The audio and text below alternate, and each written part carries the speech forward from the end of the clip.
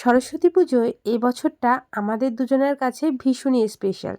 কারণ কি জানো? আমি আর মাম্মাম একই রকমের শাড়ি একইভাবে এই বছরে পরবো। আগের বছরেও মাম্মামকে শাড়ি পরিয়েছিলাম, বাট তখন তো ও হাঁটতে পারতো না। কিন্তু এবছর যেহেতু হাঁটতে শিখেছে, তাই আমি ভেবেই রেখেছিলাম অনেক দিন থেকেই যে ওকে এইবারে আর্ট পরে করেই শাড়ি পরাবো। আর সেই সব নিয়েই থাকছে আজকের ভিডিও। চলো এই ছোট্ট পুচকিটাকে শাড়ি পরানোর যে স্ট্রাগলটা, সেটাই তোমাদেরকে দেখাবো এই ভিডিওতে। আমি তো আগেই রেডি হয়ে নিয়েছি, কিন্তু এখন আমি মাম্মামকে শাড়ি পরাবো। আর মাম্মামকে জামাটা পরিয়েছি, তারপরে তার দুষ্টুমি শুরু হয়ে গিয়েছে। এই ছোট্ট বাচ্চাকে শাড়ি পরানো যে কি মুশকিল আসান, সে আমরা দুজনা মাত্রই বুঝতে পেরেছি। আধ ঘন্টা ধরে তাকে শুধু এভাবেই ডাকতে হয়েছে, চলো মাম্মাম এসো, শাড়ি পরে ঘুরু করতে যাব। অবশেষে মাম্মামের নাচ গান সমস্ত কিছু সহ্য করে শাড়িটাকে আমি আর মা মিলে ওকে পরাতে পেরেছি।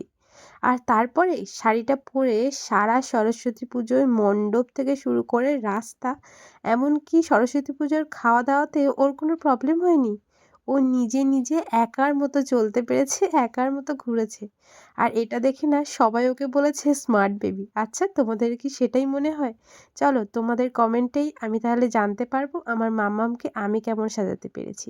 আর তোমাদের কেমন লেগেছে তোমরা কিন্তু অবশ্যই একটা কমেন্ট করো। তো এই যে এখন আমরা সরস্বতী পুজো দিতে চলে যাই। আর তোমরা সাবস্ক্রাইব করতে ভুলো না। আর আমাদের ভিডিওগুলো এভাবে দেখতে থেকো। টাটা।